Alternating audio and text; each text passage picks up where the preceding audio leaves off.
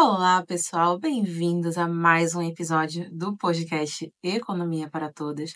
Como vocês podem ver, estamos no mesmo cenário, mas com um formato um pouco diferente, porque, para quem não sabe, o podcast agora está tanto no Spotify como também no TikTok e no YouTube. E vocês pediram para ver um pouquinho mais da minha carinha e talvez não tanto só ouvir minha voz. Então aqui estamos com um formato novo para você que pediu. E também pra mim, porque eu gosto muito da minha cara, tá? Amor próprio é tudo. Mas, o que vamos falar hoje? Para quem ainda não assistiu os episódios passados, nós começamos a falar um pouco sobre empreendedorismo na Suécia. Ou seja, como abrir a própria empresa, como é ser empreendedor. Contei também um pouquinho sobre qual é o processo para se abrir empresa, quais são os tipos de empresa que existem. E por que a gente escolheu esse tema para ser o primeiro tema do podcast? Por quê? Eu penso que o empreendedorismo é uma chave muito importante para quem é imigrante. Para quem não sabe, para quem mora aqui na Suécia há pouco tempo, ou talvez ainda não more na Suécia e planeja morar aqui, a Suécia, assim como vários outros países da Europa, infelizmente está tendo uma onda de desempregos. Não é uma coisa ainda tão tenebrosa, mas para quem acompanha as notícias já pode ver que tem muita gente perdendo emprego, muita gente procurando emprego. Muitas pessoas falam que não tem vagas adequadas e, ao mesmo tempo, também muitas empresas dizem que não tem pessoas para trabalhar. Enfim, estamos vivendo um princípio de uma crise onde muitas pessoas, infelizmente, acabam sendo afetadas. E com certeza uma das pessoas que mais são afetadas, um grupo de pessoas que mais são afetadas são os estrangeiros. Por quê? A gente já chega aqui não falando o idioma, a gente chega não entendendo mais ou menos como as coisas funcionam e a gente precisa se integrar numa sociedade que a gente não conhece por completo. E que no fim das contas, às vezes, a gente nunca vai conhecer por completo. Então, para quem mora aqui há 15, 20 anos, 30 anos, às vezes nem conhece por completo. Porque, querendo ou não, são pessoas com costumes diferentes e são gerações que sempre estão em mudança. E qual é a problemática desse tipo de situação? Quando a gente chega num país onde a gente não conhece ninguém, a gente precisa entender como a sociedade funciona, como as pessoas pensam. E aí, por nós já termos uma bagagem do nosso país, né, do Brasil, a gente não consegue entender muito bem como as coisas funcionam por aqui no início, principalmente quando se trata de trabalho. Vou dar um exemplo. É muito comum, por exemplo, pessoas que já têm algum tipo de profissão no Brasil, seja médico, enfermeiro, engenheiro, advogado, enfim. As pessoas já têm anos de carreira no Brasil e elas chegam aqui na Suécia ou em qualquer outro país e descobrem que não tem, não é tão fácil exercer a profissão em outro país. Primeiro, porque a gente precisa validar o diploma, mas além de ter que validar, em muitos casos você precisa fazer cursos complementares ou até mesmo começar do zero. Então, é muito difícil para, dependendo da área, da profissão que você tem, conseguir exercer essa profissão aqui na Suécia logo de cara. Também tem o problema do idioma, que é uma barreira e, infelizmente, para trabalhar na maioria das áreas, você precisa já estar falando sueco. E por que eu estou falando isso? A gente sabe que, por mais que validar o diploma e entrar no mercado de trabalho novamente, ou até mesmo procurar outra carreira e começar a trabalhar em outra coisa, é um processo. E nós temos contas a pagar. Então, assim, nem todo mundo consegue, por exemplo, ter a ajuda do governo para estudar, que é o CSN. Muita gente não consegue, por exemplo, ficar sem trabalhar, precisa trabalhar com alguma coisa. E é o que está acontecendo com muita frequência. Pessoas que são trabalhadores competentes, que querem ter um trabalho, mas que não conseguem encontrar um trabalho na área, ou em qualquer área, ou em qualquer coisa. E o que você pode fazer nesse tipo de caso? Empreender. E por que eu falo isso? É o processo de abrir uma empresa aqui na Suécia, pelo menos um enskildt firma, se você não sabe o que é enskildt firma, volta para o meu último vídeo, ou o penúltimo. E o processo de abrir um enskildt firma é um processo super simples. Geralmente você pode fazer mesmo digital, se você já tem Bank ID, você não paga nada, geralmente já em algumas semanas você já tem uma empresa própria, e você já vai ter a possibilidade de começar a empreender.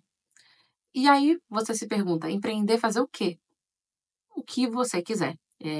Se você tem dificuldade de talvez entender qual a área que você deve seguir no empreendedorismo, o que é que você pode fazer, eu dei algumas dicas e algumas ideias e eu fiz um planejamento completo no meu vídeo, acho que foi o segundo vídeo aqui do podcast, falando exatamente sobre dicas para começar a empreender na Suécia. Mas eu sei que uma das maiores barreiras para as pessoas começarem a empreender é o medo. E eu entendo, porque nós estamos falando de um país novo, um idioma novo, são processos totalmente diferentes, e por mais que a gente tenha todo o acesso à informação, a gente continua se sentindo muito inseguro. E se eu pegasse todas as minhas clientes, todos os clientes que eu tenho de mentorias de empreendedorismo, que é uma mentoria que eu dou aqui, e perguntasse qual é o seu maior medo, assim, qual é a coisa que mais te assusta, todo mundo com certeza ia dizer impostos. Porque imposto é coisa séria, tanto no Brasil como na Suécia, como em qualquer lugar do mundo.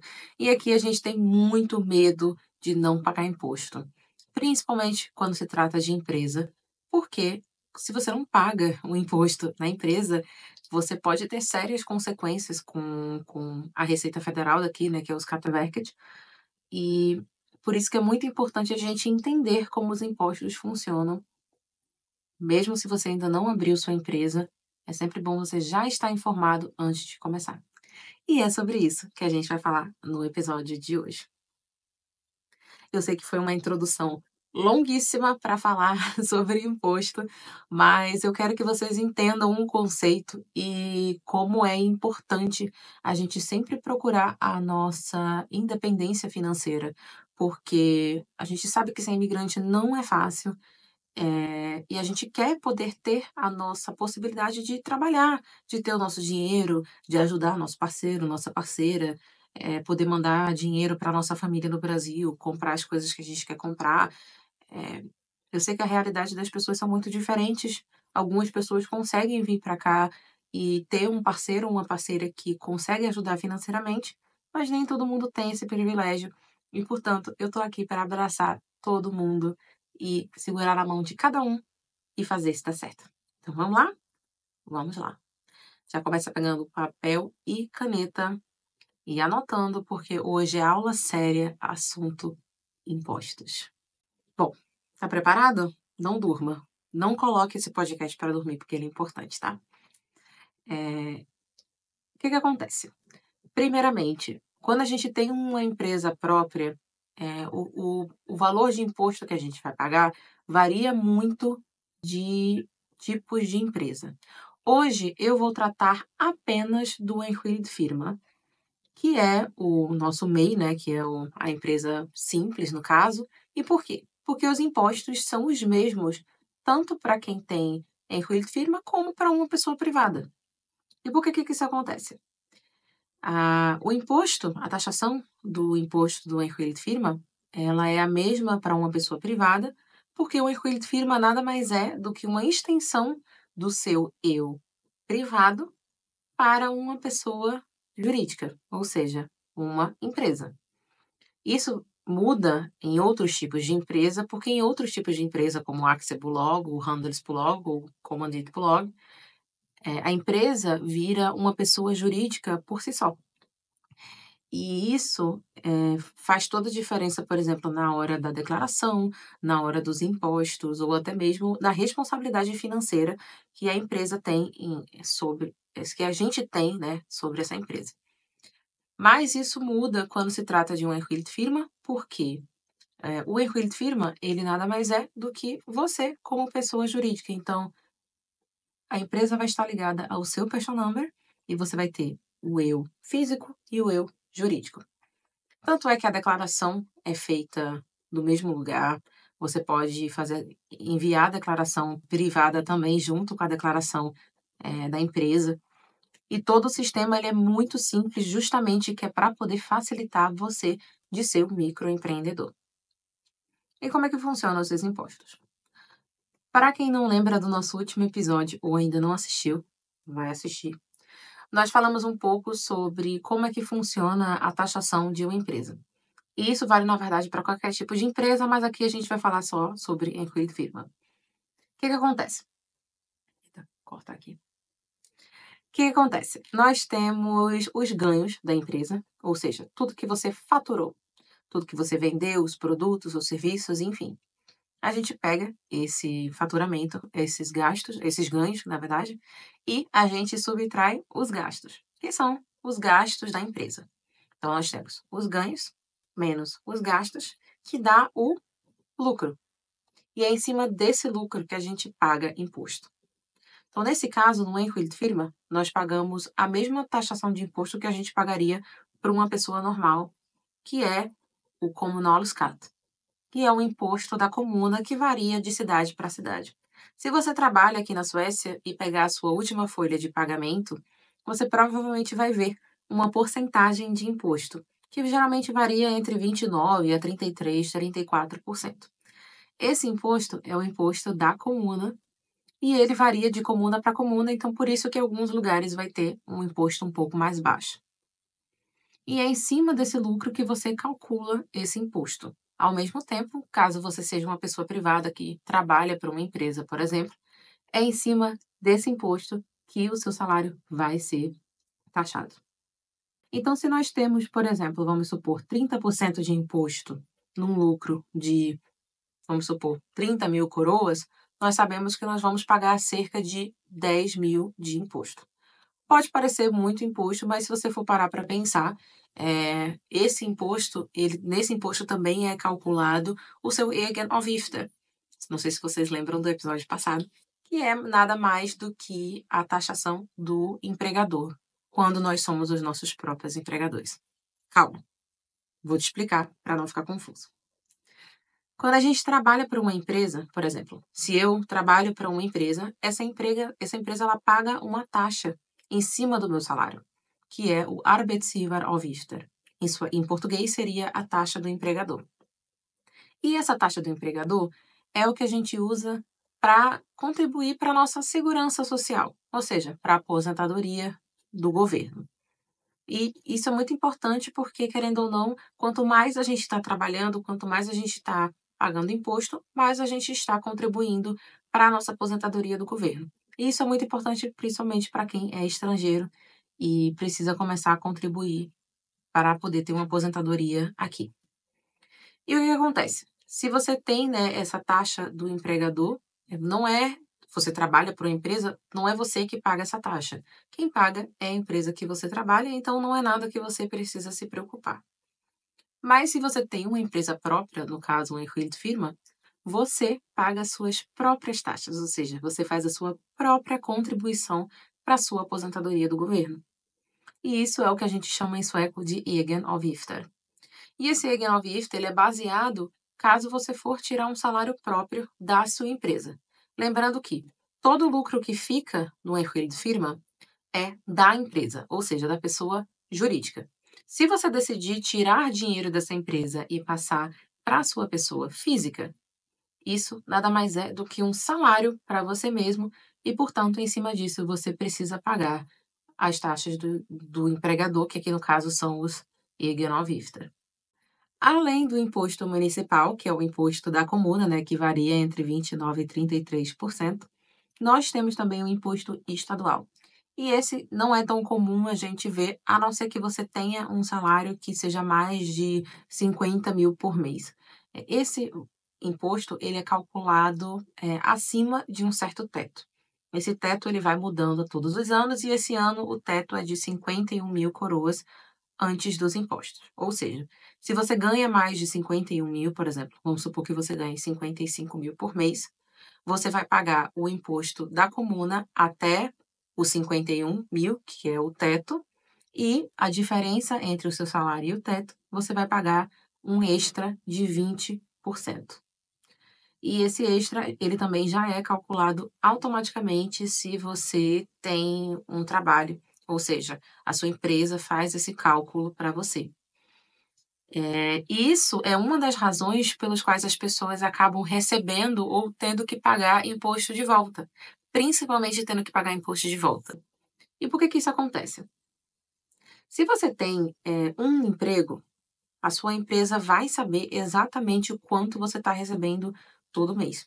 Então, se você está, passando esse teto, obviamente a empresa vai deduzir esse imposto estadual automaticamente e, portanto, você provavelmente não vai precisar pagar nenhum tipo de imposto a mais na hora da sua declaração. Mas vamos supor que você tenha 2 trabalhos. Um você ganha 33 e o outro você ganha 21. Isso significa que nenhum desses 2 trabalhos vão saber que você está ganhando mais do que o teto. E aí, na hora da sua declaração, você vai ver que o imposto estadual não foi cobrado e o Skatteverket vai perceber que o imposto estadual não foi deduzido e, portanto, você vai ter que pagar imposto de volta. E isso é muito comum, principalmente quando você troca de trabalho durante o ano ou trabalha em mais de um emprego, porque você acaba passando o teto, a empresa não percebe, você também não, e, portanto, acaba que você precisa pagar imposto de volta. E como evitar ter que acontecer? E como evitar que isso aconteça? A melhor maneira de evitar que isso aconteça é corrigindo, esse imposto já diretamente com a empresa que você trabalha, ou já juntar um dinheiro, colocar no seu Skattekonto, né, que é a conta do imposto lá no Skatteverket. Assim você já sabe que quando for a hora de pagar o imposto de volta, você não vai levar aquele tapa na cara de ter que pagar 10.000, 20.000, 30.000 de uma vez. E é importante pagar, porque se você não pagar, cru no folder. Mas e o imposto estadual também funciona na empresa própria? Sim. Se você tem uma firma, você também precisa pagar o imposto estadual em cima do seu lucro, né? Caso você esteja ganhando a mais do que o teto. E isso é muito importante porque, se você está fazendo a sua própria contabilidade, você precisa também acrescentar um imposto estadual na sua contabilidade, porque senão os Catavecas também vai ver que você recebeu mais do que deveria e, portanto, precisa pagar mais imposto.